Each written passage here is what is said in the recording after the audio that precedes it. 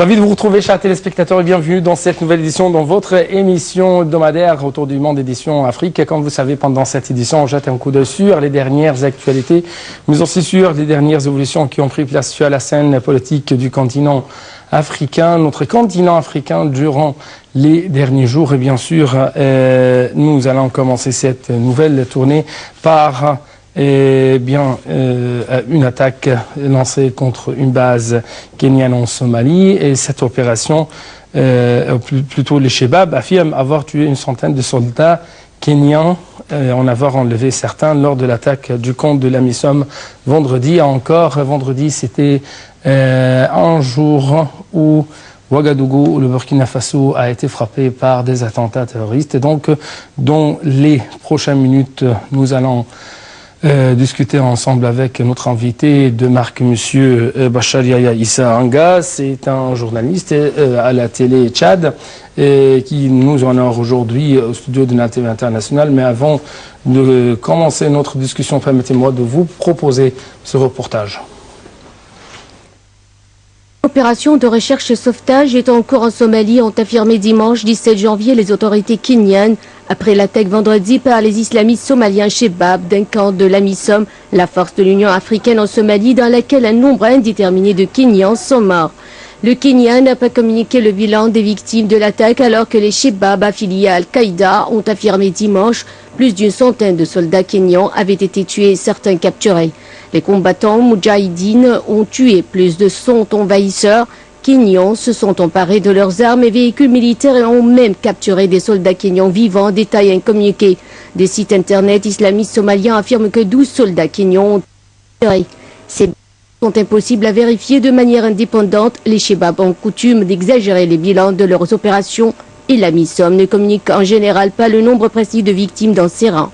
Un contingent d'environ 150 soldats kenyans se trouvait dans la base d'Aladé au sud du pays. Dimanche, 4 soldats blessés ont été rapatriés dans la capitale kenyane. Il s'agit de la 3e attaque d'ampleur des Shebab contre une base de la MISOM dans cette région en 6 mois. Les islamistes avaient attaqué fin juin une base burundaise à Lego, puis un camp ougandais à Janal, de localité de la région de Bas-Chabel. Selon de nombreux témoignages, ils s'étaient les 2 fois emparés temporairement des positions attaquées. La force africaine avait reconnu des pertes dans ses rangs sans donner de bilan précis. Les Shebab avaient affirmé avoir tué une 50aine de soldats à chaque fois. Les Shebab ont difficulté sur le champ de bataille somalien face à la puissance de feu supérieure de la MISOM, qui épaule l'embryonnaire armée de Somalie, ont attaqué à plusieurs reprises ces dernières années le Kenya, un des principaux contributeurs en soldats de la force africaine, lors d'opérations parfois spectaculaires, y ont fait au total plus de 400 morts depuis 2013. En fait, au Burkina Faso, au moins 29 personnes ont perdu la vie dans l'attaque menée par des terroristes dans l'hôtel Splendide de Ouagadougou vendredi 15 janvier. Celle-ci a été revendiquée par Al-Qaïda au Maghreb par le passé. Burkina Faso a déjà été frappé par le terrorisme, mais jamais avec une telle ampleur. Donc, un reportage. Après cela, on se retrouvera dans le temps des analyses. De personnes de 18 nationalités différentes ont été tuées dans une attaque du groupe Al-Mourabitoun à Ouagadougou. 14 ou 15 étrangers figurent parmi les 29 victimes de l'attaque djihadiste de Ouagadougou, selon des bilans différents donnés dimanche par un ministre burkinabé et le procureur du Burkina Faso. 7 corps restant non identifiés.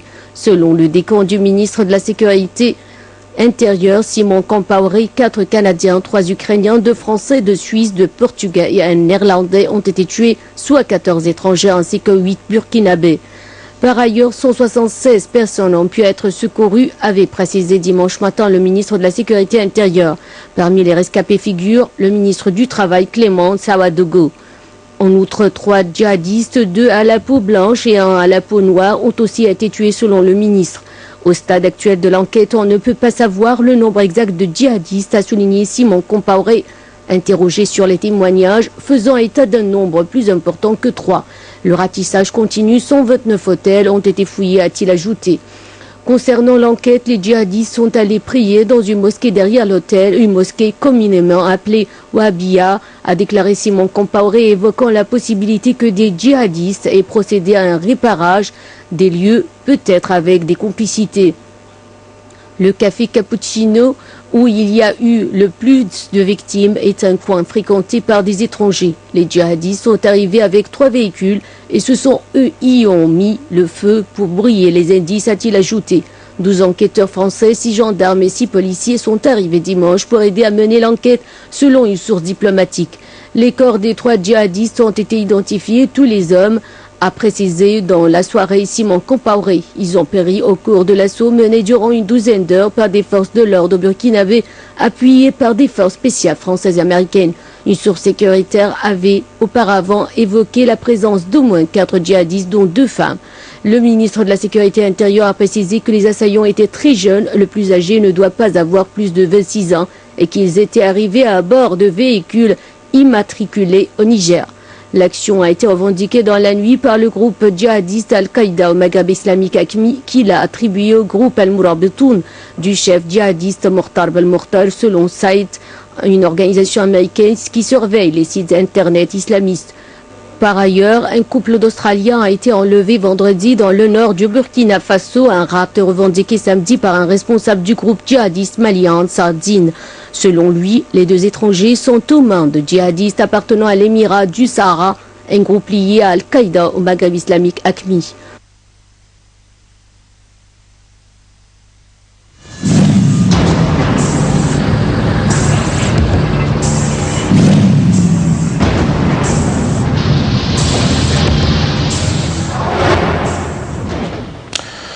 En fait, pour les musulmans du Burkina Faso, ces attaques perpétrées sont tout à fait contraires à toutes les valeurs religieuses et même M. Ban Ki-moon, le secrétaire général des Nations Unies, a soutenu que la menace de l'extrémisme violent n'était pas limitée à une religion, à une nationalité ou à une ethnie particulière. Et il a fait une déclaration, ou plutôt une reconnaissance très importante. Les victimes de l'extrémisme sont majoritairement des musulmans. Donc aujourd'hui, dans cette deuxième partie de cette édition, le terrorisme en Afrique se trouve aujourd'hui dans notre ligne de mire avec les analyses et les explications de M. Bachar Yahya Issa Anga. C'est un journaliste, comme je viens de vous signaler au début de cette émission, c'est un journaliste tchadien, c'est un journaliste à la télé tchadienne. Vous êtes toujours le bienvenu et c'est votre première passion ici en TV internationale, même votre première visite. Effectivement, c'est ma première visite à la télévision Nil, Nil TV internationale, et c'est aussi un honneur pour moi. Ouais. Et je profite de cette occasion pour féliciter et remercier encore l'Égypte, plus précisément le peuple égyptien. Merci de cet accueil chaleureux qu'ils nous ont réservé, et que cet accueil restera à jamais gravé dans ma mémoire. C'est un grand honneur d'être avec nous ici en Égypte et d'être avec nous en tant qu'invité de marque aujourd'hui. Et tous nos frères africains sont toujours les bienvenus ici en Égypte. C'est une réalité tangible que vous venez de souligner, nos chers téléspectateurs. Et aujourd'hui, nous sommes tous en tant que des Africains, se trouvent dans une situation tout à fait très dangereuse. Le terrorisme menace toujours les Africains, menace toujours le développement en Afrique. Et comme vous venez de regarder, plusieurs attaques terroristes sont toujours, ou touchent toujours les pays africains. Ma première question porte sur la réaction des musulmans de Burkina Faso. Selon eux, ces attaques perpétrées sont tout à fait contraires à toutes les valeurs religieuses. Effectivement, et je partage leur point de vue parce que moi aussi, en tant que musulman, je ne peux pas accepter que des actes se passent et commis par des personnes et qui se disent musulmans et qui commettent de violences contre une population, et ces populations semblent être de musulmans. Cela veut dire que ces gens-là ne sont pas des musulmans, mais seulement ils se dissimulent derrière la religion musulmane pour commettre un acte. Et cela veut dire qu'ils sont en train de salir la religion musulmane. Oui. Autre reconnaissance faite de la part de Ban Ki-moon, le secrétaire général des Nations Unies, Les victimes de l'extrémisme sont majoritairement des musulmans. Les extrémistes. Les victimes de l'extrémisme sont majoritairement des musulmans. Donc les musulmans sont les premières victimes de n'importe quel attentat. Alors que ces attentats sont perpétrés au nom de l'islam. Je vais vous donner un exemple. Aujourd'hui, nous sommes ici en Afrique. Si je me base seulement sur ce qui se passe en Syrie, en Irak, commis par des personnes qui sont des musulmans, mais qui se basent sur la religion musulmane pour commettre des actes, moi je les qualifie à des personnes qui sont sans foi ni loi. Et aujourd'hui, ces problèmes qui se passent là-bas, c'est transporté ici en Afrique. Pourquoi? Ouais. Donc le terrorisme représente un bâton, représente un instrument pour perturber le processus de développement au sein de l'Afrique. Pas seulement de l'Afrique, du monde entier. Du monde entier. Aujourd'hui, le monde entier est menacé. Ouais.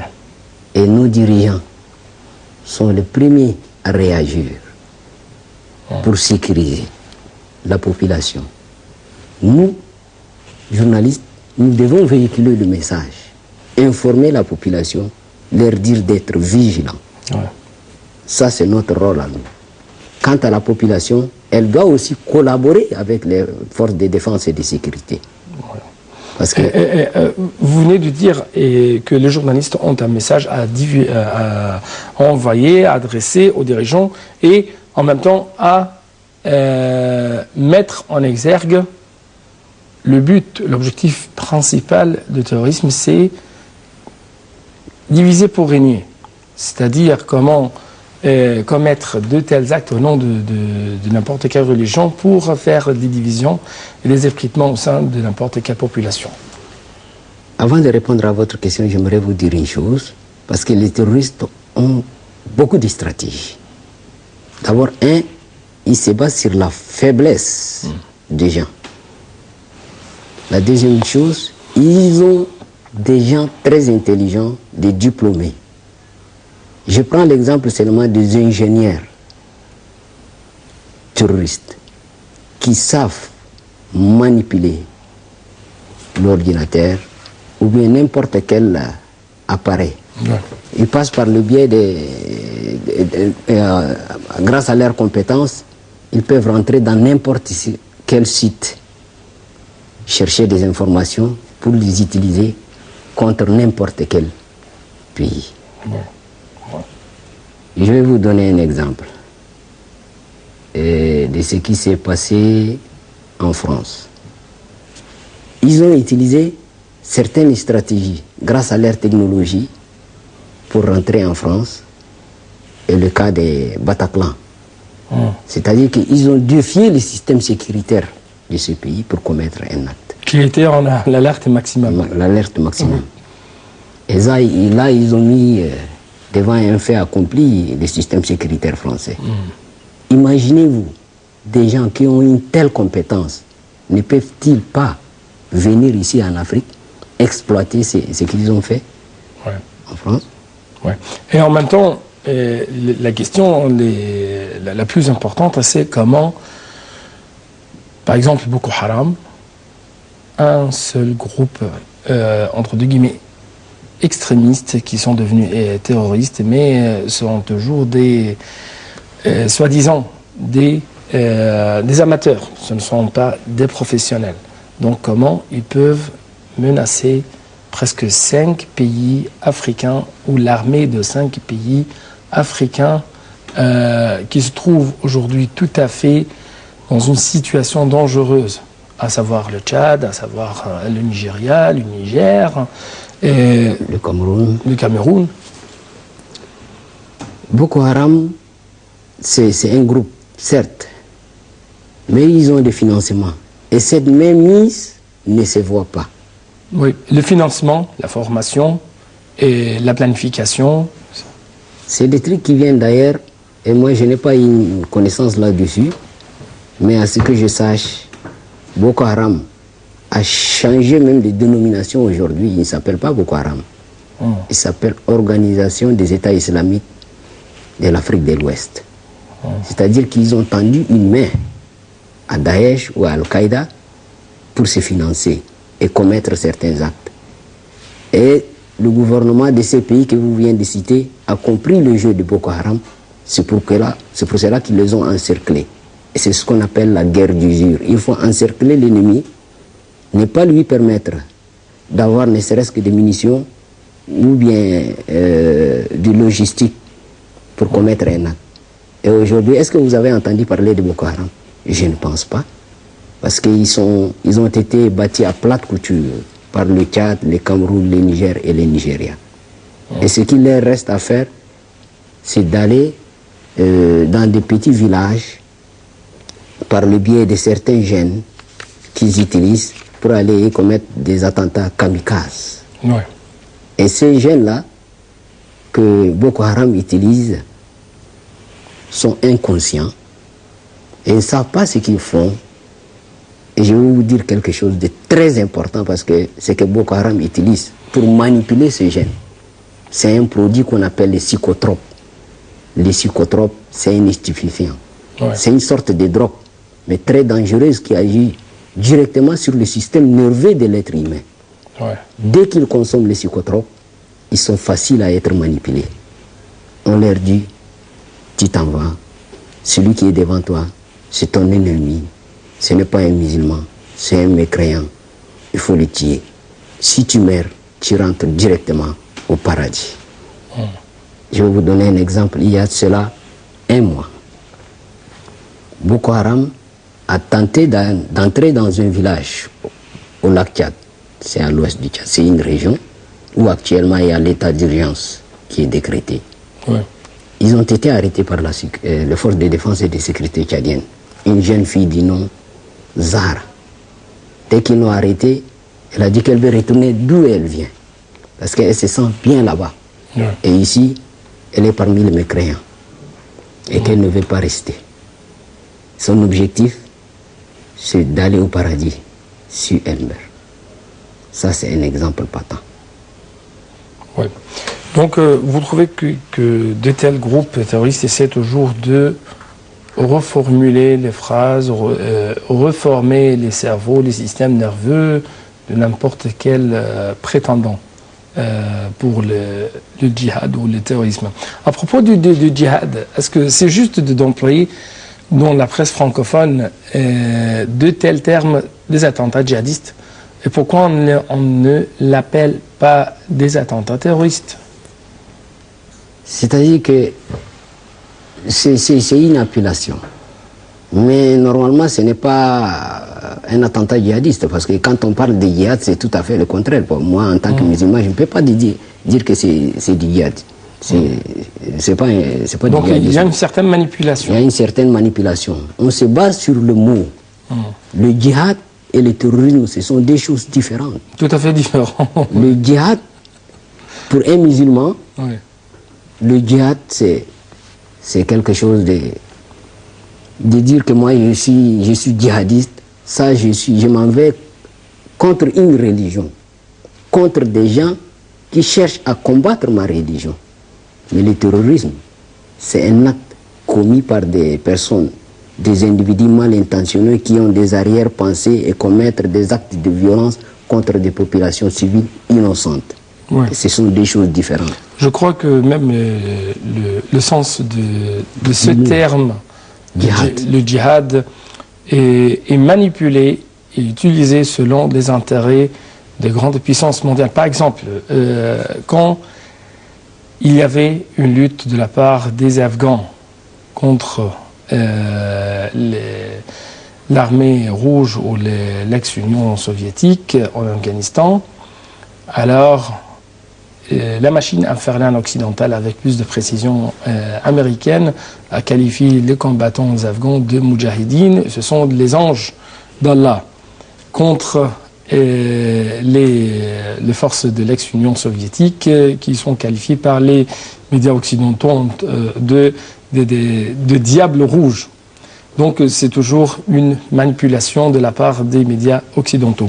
Je dois revenir aux attentats de Ouagadougou et plusieurs explications pour pourquoi ces attentats ont été déclenchés par de tels groupes comme l'AQMI.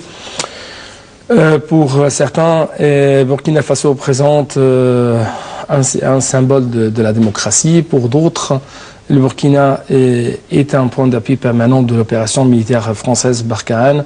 Et donc, vous avez des explications ou des lectures pourquoi on pris pour cible le Burkina ce jour-ci? Le Burkina est un pays africain qui se trouve non loin du Mali.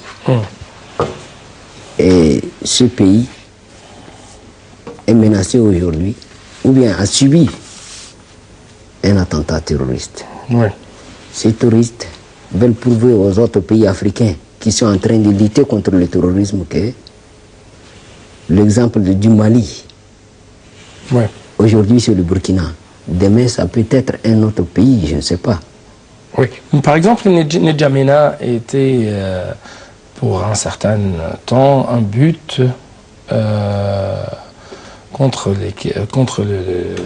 lequel les terroristes, par exemple de Boko Haram ou de l'AQMI ou de n'importe quel groupe terroriste, c'est un cible privilégié car N'Djamena était le fer de lance contre les attaques de Boko Haram. Merci. Et c'est vrai, mon pays, le Tchad, et les autres pays riverains se sont entendus d'abord, vivent la menace de Boko Haram. Ils se sont dit une chose. Si on laisse ce phénomène se développer, c'est toute la région de l'Afrique qui sera détruite. Ouais. Raison pour laquelle, aujourd'hui, moi je me base seulement sur mon pays, le Tchad. Aujourd'hui, le Tchad, mon pays, surtout le gouvernement, a vu le danger de ce terrorisme-là, que l'Assemblée a voté une loi pour décréter un état d'urgence dans la région du lac Tchad. Hormis cela, il y a un numéro vert qui est mis à la disposition de la population. Et ce numéro, on peut l'appeler gratuitement pour informer, Ouais. quoi que ce soit. C'est une manière de dire à la population que votre contribution est indispensable. Ouais. Et j'aurais voulu que ces genres de rapprochement entre le gouvernant et le gouverné soient aussi pris en compte au niveau du Burkina Faso. Et c'est maintenant que le gouvernement burkinabé a vu l'importance de ce que je voulais dire. Et c'est la raison pour laquelle le gouvernement burkinabé Ouais. avait pris la décision de créer un comité international de renseignement Ouais. qui doit travailler en étroite collaboration avec d'autres pays qui ont l'expérience de lutte contre le terrorisme. Oui. Et bien sûr, le Tchad a une longue expérience dans les combats de Sahara, le combat de désert, le combat même contre le terrorisme. Mais je dois poser une question très importante. À quel point vous trouvez que actuellement il y a une certaine concurrence entre les groupes terroristes, il y a une certaine rivalité. L'AQMI a fait une grande absence dans les prochains, ou plutôt dans les mois derniers.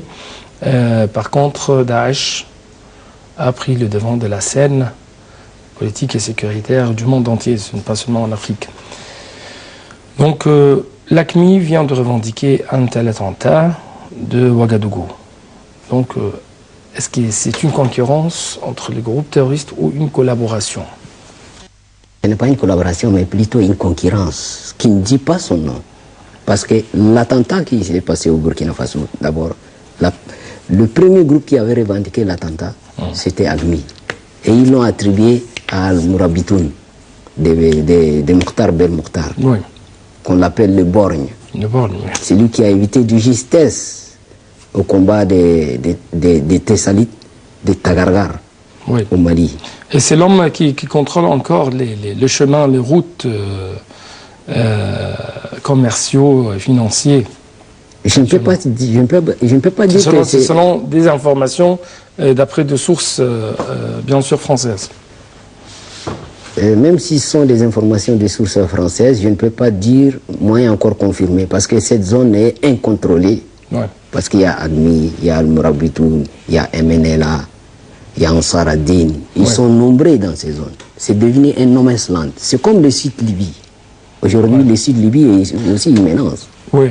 Donc, cette explosion, cette poussée de la présence des groupes terroristes au sein de l'Afrique de l'Ouest, est-ce que c'est parce que la Libye est devenue un foyer de terrorisme, une base à partir de laquelle le terrorisme se lance presque partout dans l'ouest de l'Afrique? Effectivement, parce que la Libye est maintenant un pays qui n'est pas stable. Ouais. Et les terroristes ont vu que la Libye n'est pas stable et ils ont profité. Aujourd'hui, si ils viennent, ils font un attentat ici, et si on cherche à les poursuivre, ils vont rentrer dans la Libye.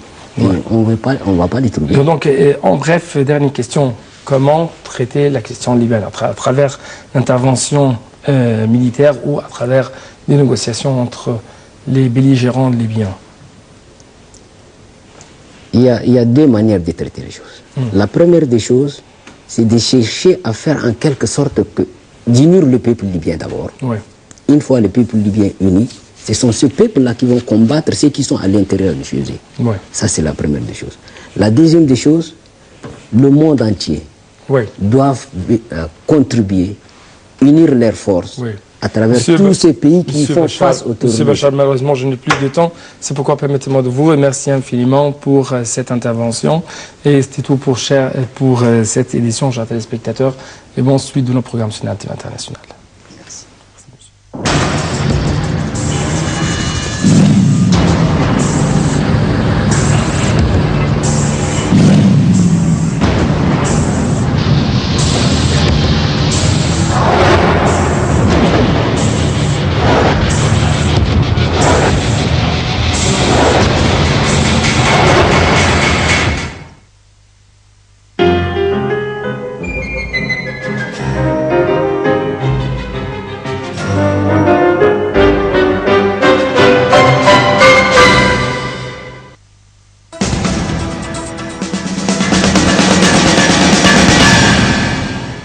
Le président Abdel Fattah el-Sisi a rencontré hier le Premier ministre Cherif Ismail ainsi que les ministres de l'Habitat, des Transports et de l'Industrie et du Commerce. Selon le porte-parole de la présidence, les ministres ont passé en revue les domaines de coopération entre la Chine et l'Égypte, notamment les transports, l'agriculture, l'énergie et l'éducation technique. Cette rencontre est intervenue à l'approche de la visite du président chinois prévue ce mercredi au Caire, première étape d'une tournée au Proche-Orient qui le conduira également en Arabie Saoudite et en Iran. Daesh a enlevé au moins 400 civils dans la ville syrienne de Deir ez-Zor après y avoir tué des dizaines de personnes, la plupart exécutées. Dernière atrocité en date du groupe terroriste dans le pays en guerre. Ceci en même temps que la population continue de payer le lourd tribut de la guerre. 40 civils dont 8 enfants ont péri samedi dans des raids aériens sur Raqqa, bastion de Daesh dans l'est de la Syrie. Le secrétaire général de l'AIEA, Yukiya Amano, s'entretient aujourd'hui à Téhéran avec le président iranien Hassan Rouhani. Cette rencontre intervient après l'entrée en vigueur de l'accord historique sur le nucléaire et la levée de la plupart des sanctions qui pesaient sur Téhéran. Selon M. Amano, les relations entre l'Iran et l'AIEA entrent dans une nouvelle phase, attestant que Téhéran avait mis en œuvre les mesures décidées dans l'accord. Cependant, un effort similaire reste à faire pour mener à terme l'ambition internationale de garantir le caractère pacifique du nucléaire iranien.